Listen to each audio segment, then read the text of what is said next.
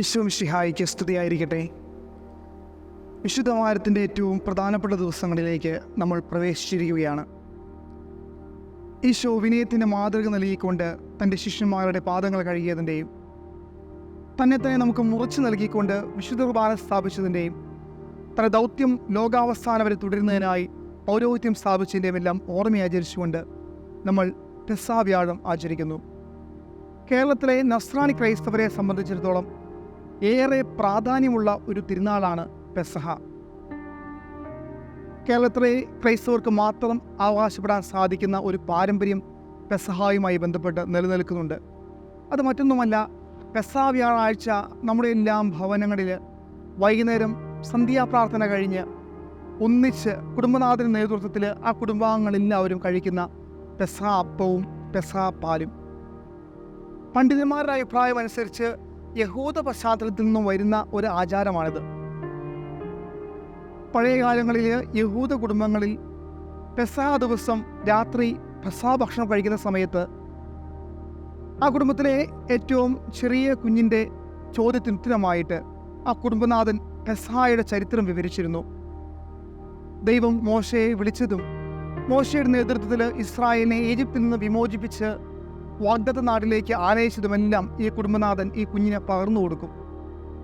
ഇപ്രകാരം ദൈവം എപ്രകാരമാണ് യഹൂദ ജനത്തിൻ്റെ ജീവിതത്തിൽ ഇടപെട്ടതെന്ന് വരും തലമുറയ്ക്ക് പറഞ്ഞു കൊടുക്കാനുള്ള അവസരമായിരുന്നു യഹൂദരെ സംബന്ധിച്ചിടത്തോളം പെസഹ ദിവസം രാത്രിയിലുള്ള പെസഹ ഭക്ഷണം. ഇതേ പാരമ്പര്യമാണ് നമ്മളും തുടരുന്നത്. നമ്മുടെയൊക്കെ കുടുംബങ്ങളിൽ ഏറെ ഒരുക്കത്തോടു കൂടിയായിരുന്നു ഈ പെസഹ ദിവസം വൈകുന്നേരമുള്ള കുരിശപ്പം മുറിക്കലും പെസഹ പാല് കുടിക്കുന്നതുമെല്ലാം നടത്തിയിരുന്നത്. പെസഹ ദിവസം ഉച്ചയാകുമ്പോഴേക്കും നമ്മുടെയൊക്കെ വീടും പരിസരങ്ങളുമെല്ലാം അടിച്ച് വൃത്തിയാക്കിയിരുന്നു. പിന്നീട് വീടും പരിസരങ്ങളും വൃത്തിയാക്കുന്നത് വലിയ ശനിയാഴ്ചയാണ്. കാരണം പെസഹയുടെ ദിവസവും അതിനെ തുടർന്നുള്ള ദുഃഖ വെള്ളിയാഴ്ചയുമെല്ലാം ഈശോയുടെ പീഡാസനങ്ങളെക്കുറിച്ച് ധ്യാനിക്കുവാനും ആത്മാർത്ഥമായിട്ട് പ്രാർത്ഥിക്കുവാനുമുള്ള ദിവസങ്ങളാണ്.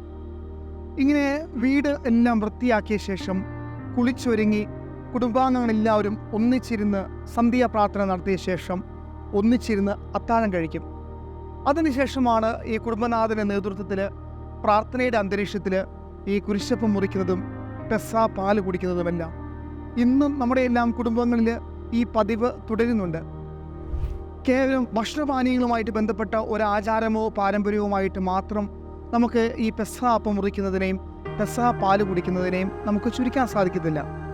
മറിച്ച് നമ്മുടെ പൂർവികരെ സംബന്ധിച്ചിടത്തോളം പെസഹായുടെ ചരിത്രം, ഈശോയുടെ പീഡാസഹന ചരിത്രം, ഇതിൻ്റെ പ്രാധാന്യം, ഈശോ നമുക്ക് വേണ്ടി സഹിച്ച പാടുപീഡകൾ, ഇതിനെക്കുറിച്ചെല്ലാം വരും തലമുറയെ ബോധ്യപ്പെടുത്തുവാനായിട്ട് അവർക്ക് ഈ വിശ്വാസ മൂല്യങ്ങൾ പകർന്നു കൊടുക്കുവാനുള്ള ഒരു വേദിയായിരുന്നു ഈ പെസഹ വ്യാഴാഴ്ച വൈകുന്നേരം കുടുംബാംഗങ്ങൾ ഒന്നിച്ച് ഇരുന്ന് ഭക്ഷിക്കുന്ന പെസഹ അപ്പവും പെസഹ പാലുമെല്ലാം.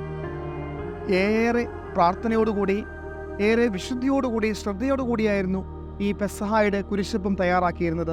നമുക്കറിയാം, ഇന്നും നമ്മൾ ഈ കുരിശപ്പം തയ്യാറാക്കുന്നത് ഓശാന ഞായറാഴ്ച നമ്മൾ പള്ളിയിൽ നിന്നും വെഞ്ചിരിച്ച് വാങ്ങിയ കുരുത്തോല ഉപയോഗിച്ച് കുരിശുണ്ടാക്കിയാണ്. ഇതേ കുരുത്തോല തന്നെയാണ് പെസഹ പാലിലും നമ്മൾ ഉപയോഗിക്കുന്നത്. ഏറെ പൂജ്യമായിട്ടായിരുന്നു ഈ പെസഹ അപ്പവും പെസഹ പാലുമെല്ലാം കരുതിയിരുന്നത്.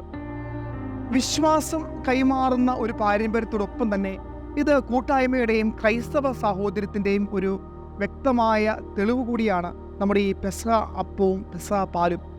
നമുക്കറിയാം, ഇന്നും നമ്മുടെയൊക്കെ കുടുംബങ്ങളിൽ നമ്മുടെ പ്രിയപ്പെട്ടവരോ മറ്റു കുടുംബാംഗങ്ങളോ മരിച്ചാൽ ആ കുടുംബത്തിൽ പെസഹ അപ്പം ഉണ്ടാക്കാറില്ല. അങ്ങനെ പെസഹ അപ്പം ഉണ്ടാക്കാത്ത കുടുംബങ്ങളിലേക്ക് അയൽക്കാരോ മറ്റടുത്ത ബന്ധുക്കളോ കുരിശ് അപ്പം അല്ലെങ്കിൽ പെസഹ അപ്പം ഉണ്ടാക്കി കൊണ്ടുപോയി കൊടുക്കും. ഇത് ക്രൈസ്തവ സാഹോദര്യത്തിൻ്റെയും കൂട്ടായ്മയുടെയും സ്നേഹത്തിൻ്റെയും എല്ലാം വലിയൊരു മാതൃകയായിരുന്നു.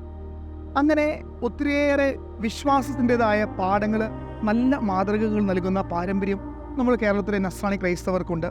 ഈ പെസഹ തിരുനാൾ ആഘോഷിക്കുമ്പോൾ നമുക്ക് ഈ നല്ല പാരമ്പര്യങ്ങൾ നഷ്ടപ്പെടുത്താതിരിക്കാൻ പ്രത്യേകമായിട്ടും പരിശ്രമിക്കാം. നമ്മൾ പ്രത്യേകം ശ്രദ്ധിക്കേണ്ട ഒരു കാര്യം, പണ്ട് കാലം മുതലേ നമ്മുടെയൊക്കെ ഭവനങ്ങളിൽ ഈ പെസഹയുടെ ദിവസവും ദുഃഖവെള്ളിയുടെ ദിവസവും എല്ലാം വിശ്വാസത്തിൻ്റെതായ പ്രാർത്ഥനയുടേതായ ഒരു അന്തരീക്ഷം ഉണ്ടായിരുന്നു. പെസഹയുടെ ദിവസം വൈകുന്നേരം വായിച്ചിരുന്നത് പുത്തൻ പാനയുടെ 10ഉം 11ഉം പാദങ്ങളാണ്. 40-ാം വെള്ളിയാഴ്ച വായിച്ച് അവസാനിപ്പിച്ചത് 9-ാം പാദമാണെങ്കിൽ പെസഹ വ്യാഴാഴ്ച വൈകുന്നേരം വായിക്കുന്നത് 10-11 പാദങ്ങളാണ്. ഈശോയുടെ അപ്പസ്തോലന്മാരുടെ ഒപ്പം പെസഹ ഭക്ഷിക്കുന്നത്, ഈശോ ഒറ്റിക്കൊടുക്കപ്പെടുന്നത്, ഈശോ ക്രൂരമായ പീഡകൾ സഹിച്ച് കുരിശിൽ തറയ്ക്കപ്പെട്ട് മരിച്ച് അടക്കം ചെയ്യപ്പെടുന്നത് വരെയുള്ള സംഭവങ്ങളാണ് ഈ 10-11 പാദങ്ങളിൽ പരാമർശിക്കുന്നത്. ഇപ്രകാരം ഈശോയോടൊപ്പം ഈ പീഡാസഹന യാത്ര നടത്തുവാനായിട്ട് നമ്മുടെ പൂർവികർക്ക് സാധിച്ചിരുന്നു. ആ നല്ല പാരമ്പര്യങ്ങൾ നമുക്കും നമ്മുടെ ഹൃദയത്തോട്, നമ്മുടെ ജീവിതങ്ങളോട് ചേർത്ത് വയ്ക്കാം. അങ്ങനെ ഈ പെസഹായുടെ ദിവസം നമുക്ക് ഏറെ അനുഗ്രഹപ്രദമായൊരു ദിവസമാക്കി മാറ്റാൻ സാധിക്കും. പെസഹായുടെ ദിവസം നമുക്ക് പ്രത്യേകമായിട്ടും കർത്താവ് നൽകിയ വലിയ ദാനം, ആ വലിയ സമ്മാനം വിശുദ്ധ കുർബാനയോട് കൂടുതൽ ആഴത്തിൽ, കൂടുതൽ വിശ്വാസപൂർവ്വം ഈ പെസഹ ആഘോഷിക്കുമ്പോൾ കർത്താവ് നൽകിയ വിശുദ്ധ കുർബാന എന്ന അവർണ്ണനീയമായ ദാനത്തെ ഓർത്ത് നന്ദി പറയാം.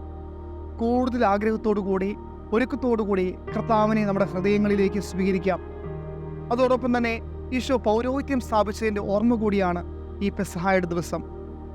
നമ്മുടെയൊക്കെ വികാരി അച്ഛന്മാരെയും, നമുക്ക് മാമോദിസ നൽകിയ അച്ഛന്മാരെയും, നമുക്ക് വിവിധ കൂദാശകൾ പരികർമ്മം ചെയ്ത് നൽകിയ അച്ഛന്മാർ, ഇവരെല്ലാം ഓർമ്മിക്കാനായിട്ട്, ഇവർക്ക് വേണ്ടി പ്രത്യേകമായിട്ടും പ്രാർത്ഥിക്കുവാനായിട്ട്, കർത്താവ് തൻ്റെ പൗരോഹിത്യം ഇന്നും സഭയിലൂടെ തുടരുന്നതിനോട് നന്ദി പറയുവാനായിട്ട് നമുക്ക് ഈ പെസഹായുടെ ദിവസം പരിശ്രമിക്കാം.